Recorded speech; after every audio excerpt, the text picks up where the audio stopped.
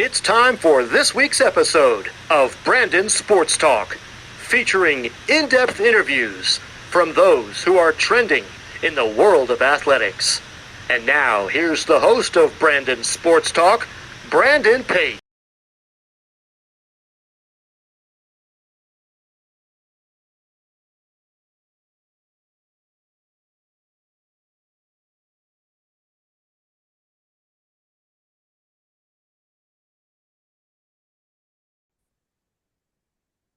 Welcome back to Brandon Sports Talk. In today's episode, I have the privilege of interviewing the Robert Morris head women's basketball coach, Coach Chandler McCabe. How are you doing today?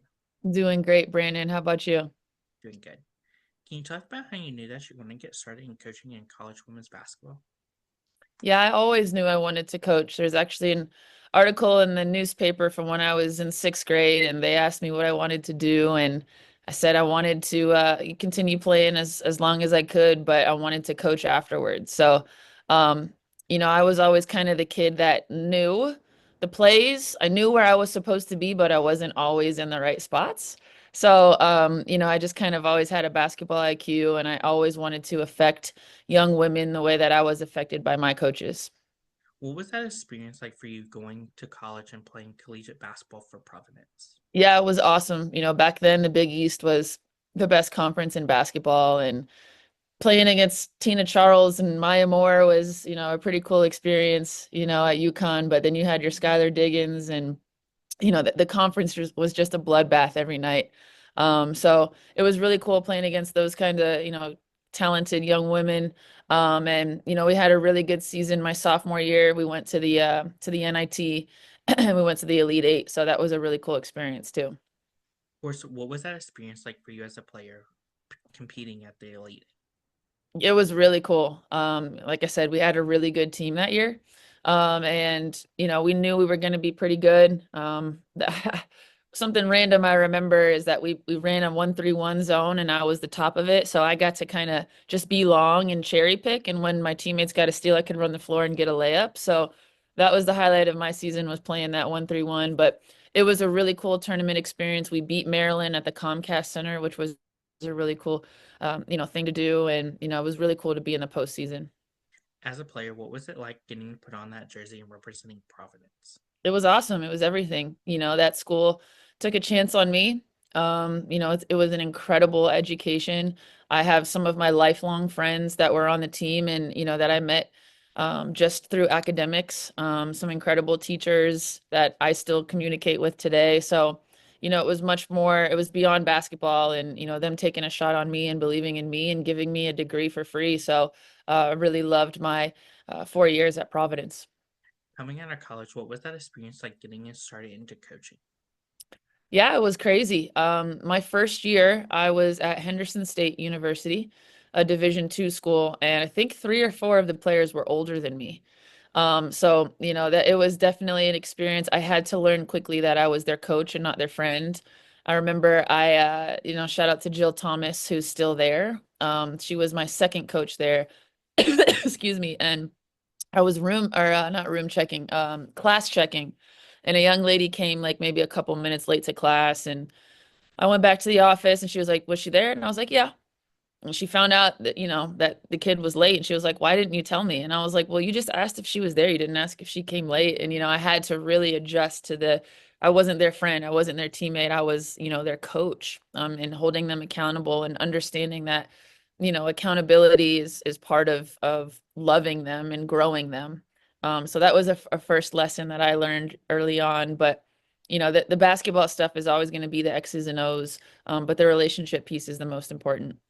Of course, after that grad assistant year, what was it like becoming a full-time assistant?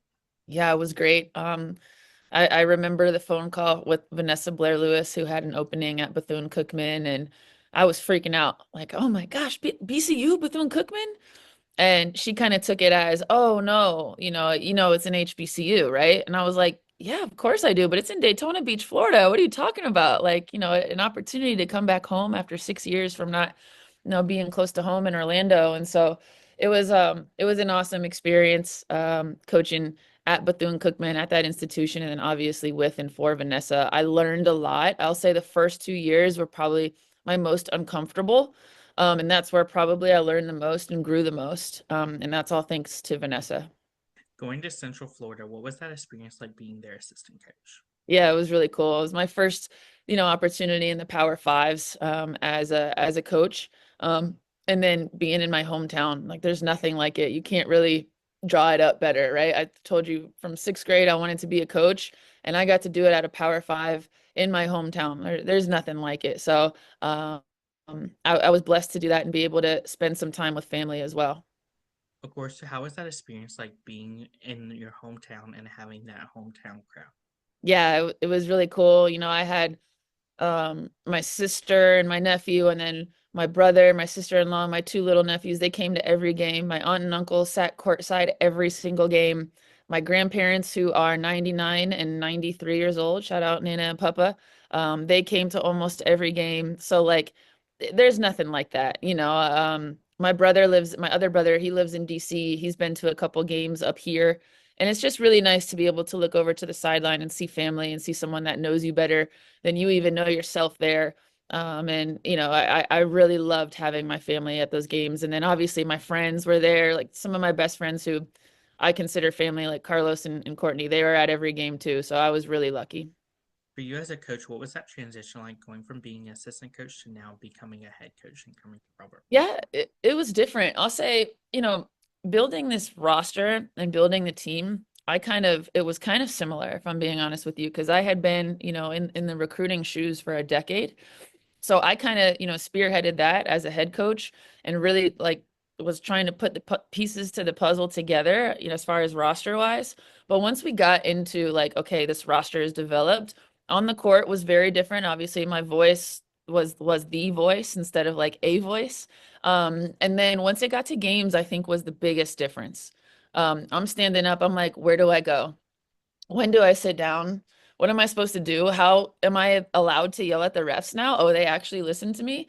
And then managing timeouts and listening to my assistants and all that kind of stuff. It was very different. And I remember my first probably 7 games, I was like, I suck at this. I was saying that because I wasn't able to make the in-game adjustments I could as an assistant, like if it was my scout, right? Or if I was specifically a post coach because I'm now operating on all of the facets of the game. It wasn't just the defense or just the scout or just the post players. It was all of it. And I was like, I'm not good at this. I don't know if I should still be a head coach anymore. And I kind of had to settle into my role, trust my assistants, which I always have. And it kind of came from there.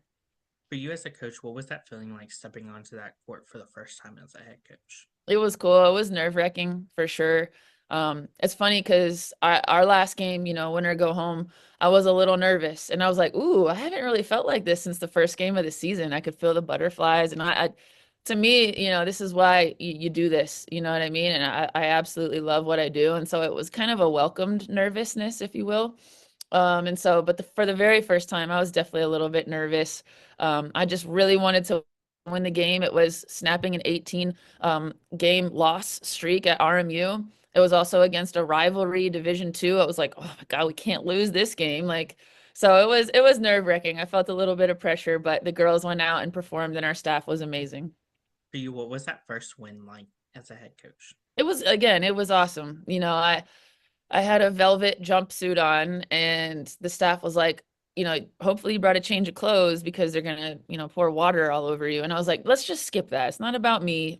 We won. We snapped an 18 game losing streak. Like, let's, it's about the young ladies. And they're like, you just have to take this, coach. Like, just walk in there and they're gonna, completely get you wet. So, but it was really cool to celebrate. I'm glad that that won't be happening again until maybe 100, right? We don't need 50 or anything like that. But it was a really cool opportunity, to kind of see all your hard work come to fruition. Can you talk about, of course, the culture that you started to build for the Robert Morris program? Yeah, that was, it's something that we've definitely been very intentional with. We kind of facilitated some culture building sessions, but a lot of it happened naturally. And the biggest thing that we do is we recruit really good young people. Their character is going to speak more than their talent to us, and they have to kind of mesh off and on the floor. So as much as that puzzle piece is important and say, hey, I need a shooting guard that can really shoot the three next year. Like, okay, but how are they off the floor and are they going to get along with the other young ladies? Everybody talks about culture, but not a lot of people really put their money where their mouth is and say, okay, well, I'm not going to recruit that kid because culturally she does not fit the pieces to this puzzle because maybe she's so good at basketball.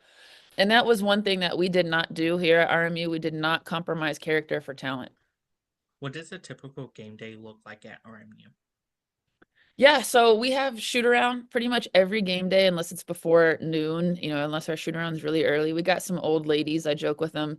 I try not to wake them up. So, but we have a shoot around. If we have a 2 o'clock game, we'll shoot around at 10 o'clock, 9 o'clock, and then we have a pregame meal at 10 o'clock. Everybody goes home, the girls shower, we get changed, get ready. And then an hour before the game, the staff meets, we talk about, all of our game planning, all of our matchups, that kind of stuff. And then they come in the locker room, we chat with them, we get them ready. I try to have, a war speech for them so they're prepared, for battle. And then we go out and we tip ball and we just let the ladies play and we try to coach them the best we can. And, we've had a pretty successful season. Who are some of the teams in your conference that you compete against? That we compete against in the conference. So Green Bay won it this year. Purdue Fort Wayne is second. Cleveland State was third. We were fourth. And then there's Northern Kentucky, there's Youngstown State, Wright State. I know I'm missing a whole bunch there, but that's, the gist of it. What is that home game atmosphere like when you play teams like Green Bay versus Youngstown State and Mercyhurst? Yeah, Youngstown was awesome. They had a nice little crowd that they brought, and then we had, a little crowd that we brought. They're only about 45 minutes to an hour away. Same with Mercyhurst. They had a little crowd that they brought. So did Point Park. We played at Pitt, we played at Duquesne. So we really want to build the fan base here locally in Pittsburgh. That was, very intentional in our scheduling. But Green Bay travels well. Obviously they're a little bit farther away. But they had a game yesterday, a conference, a tournament game, and they packed it out. So they have a lot of fans. They have a storied program, and we're trying to get Robert Morris, support like that the same way that they have it. As a head coach, what have been some of the things you've been able to accomplish so far? Yeah, I mean, right now we're 500, 15-15. We're 11-10 in the conference. The season prior, they won 6 games total, only 3 for the whole conference season. So I would really like to get another one and say we quadrupled the win total, that'd be great in the conference. But, I think really the most important thing is setting a solid foundation for the program. And I'm so proud of these young ladies for doing that. We have 9 seniors, 5 of which stayed, 4 of which chose to spend their last season with us. And so they have done a very good job setting a solid foundation without any cracks. What does that recruitment process look like for those prospective student athletes? And as a head coach, what do you look at in them? Yeah, the process, I mean, it totally depends now with the portal. It's crazy. For me, I'm a relationship driven person. And so everything depends on relationship. So like we could take Isis Grady, who's on our team this year. I recruited her out of high school when I was at Bethune-Cookman. She chose UNCG, had a great career there, and went in the portal. And because I knew her coaches, I knew her parents, I knew her grandparents, I knew everybody. And so because of that, I went back and tried to re-recruit her, obviously here at Robert Morris. So, the relationship piece is so important. But what we look for in our recruits, like we're really big on versatility, playing multiple positions, being able to score in multiple ways on all 3 levels. But, we hang our hat on defense here. And so, they got to be able to defend or at least have a really good IQ and an understanding of what we need from them defensively. As a head coach, what is it like seeing those freshmen put on that Robert Morris uniform for the first time? Yeah, it's really cool. We only had 1 freshman this year. She actually was signed with the previous staff, and I'm so thankful for her. She's from Orlando, crazy enough, right? But it's really cool. You can tell that they're really nervous. You can tell that, it means a little bit more to them, maybe, right? And I can't wait for the 5 freshmen that we signed this year to show what they got. 2 of them are local. One of them's from Florida, one of them's from Michigan, another's from the DMV area. So they're all going to take a lot of pride in that Robert Morris name, and they're going to go out there and play really hard. But it's really fun to see the freshmen go out there and show what they've been really working hard for. What is that like as a head coach seeing those seniors putting on that uniform for the last time representing the school? It's emotional. It's very emotional. There were five players here that had spent, this is their fourth year here. So they knew Robert Morris before I did, and I knew coming in we had to make some changes in our personnel, but I knew I didn't want to touch any of the juniors going into their senior year. I didn't think that was fair. So, we retained all of those seniors.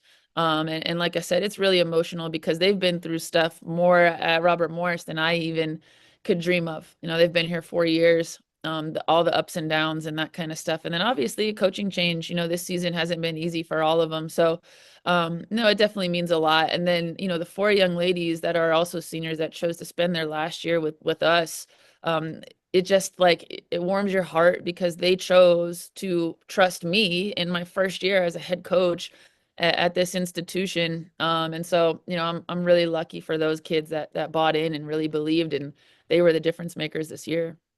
As a coach, what is that like seeing those players going on and playing in the professionals, whether it's the WNBA or overseas? Yeah, it's really cool to see them live out their dreams and become pro athletes. I have a bunch from Bethune-Cookman and George Mason that are playing pro. I even have a couple from UCF last year. And, I chat with them all the time. And it's really cool because they grow in the game of basketball because they don't have academics. They don't have all these other things as a student athlete you have to deal with in the NCAA. It's just basketball.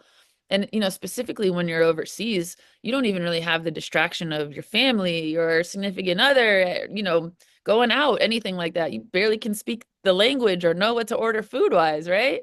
So, it's really fun to see them grow even more so in the sport because they're so dedicated as young professionals. Most of them are extremely successful when they go right over. And, if they sign an American, you pretty much only have two open spots. They have to perform, and so you kind of got to teach them too, like, hey, this is more of a business. You can't have an off night. And so, but it's really cool to see them live out their dreams. And I've coached a lot of really successful professional women's basketball players. What are some of your future plans for the program moving forward? Yeah, so we clicked off a really really big task, and that's making it to Indianapolis. That's really really what we wanted to do this year. I'm not saying that we're done by any means necessary. We got a game on Monday that we're hoping to win, and we're going to prepare our young ladies. But I think we obviously did a really good job of getting to Indy this year, but we want to win the conference. I mean, that's why everyone plays. We want to go to the NCAA tournament, so that's what we're planning to do next year. What advice would you give those freshmen entering their first year of college women's basketball? That's a great question, and I have a great answer that I think every college coach would agree with me on. Come in shape. Be really, really in shape. If you are in shape, we can teach you a million things. But if you come in out of shape, we got to teach you all this stuff, and you got to get in shape. It's really hard. So I would say work your tail off up until June and be in really good basketball shape. What advice would you have those juniors transitioning into their leadership role? Yeah, it's huge. Use your voice. Talk. You can never talk too much.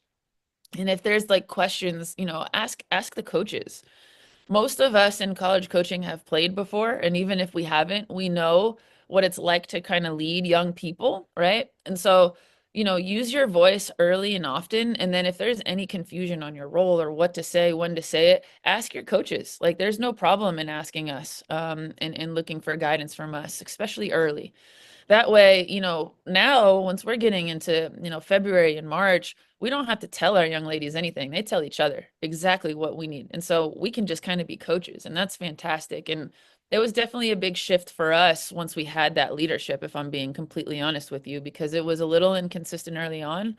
Well, so was our play, and once we got that consistent leadership, I think it directly translated into some wins. What advice would you have those players that have aspirations of going and playing the WNBA or overseas? Yeah, if you want to be a pro, you got to play and practice like a pro. Like, you can't take days off. You can't, you have to I can't say that. I was gonna say you have to play hurt. Like, there's knick-knack, tic-tac injuries. Like, you're injured, you got to be smart and, don't hurt your body. You should see the way I sit down. I'm like screaming in pain because, all I am is always in pain. But, if you want to be a pro, you got to practice like a pro. You ask Steph Curry why he's so good, because he practices harder than he plays in games. He says that all the time. So I think, the way you practice is the way you play. And so if you want to be a pro, you got to practice like it. What advice would you give those future head coaches looking to build their own men's basketball program? Yeah, be intentional. I laugh because that's the advice that Shauna Green gave me. Um, and at first I'm like, Coach, what do you mean? Like, tell me what you mean. And now I'm in this position and I'm like, man, I know exactly what she means. And it's just like speak it into existence. Believe that it can happen. Write a list down of the people that you would hire as assistant coaches. Write what you would do different from your current head coach, right? But also be where your feet are. That's a huge, huge thing that I learned at the Final Four. Like, when I was at Bethune-Cookman, I made my Bethune-Cookman my UConn, and we won 5 straight championships. And then my boss got the George Mason job. And then you got to make George Mason your UConn. And look at them now. I'm literally looking at the TV. They're up 27 right now in the A10 tournament. So like, where you are is what's most important. The best thing you can do is have a successful career, and that will help you become a head coach. That's great advice. Where can my listeners find you on social media along with the program? Yeah, I mean, I have Twitter, I have Instagram. Let me see. My Twitter is at Coach McCabe 03, and my Instagram is McCabe C03. Thank you again, Coach Chandler McCabe, for your interview, and best luck in your future at Robert Morris as the head women's basketball coach. Thank you so much, Brandon. This was awesome. I appreciate you asking me, Don. Thank you.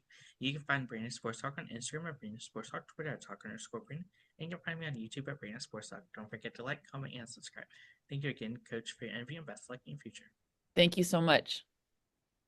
You've been watching Brandon Sports Talk. Please feel free to like, share, and subscribe to Brandon Sports Talk on social media and on YouTube.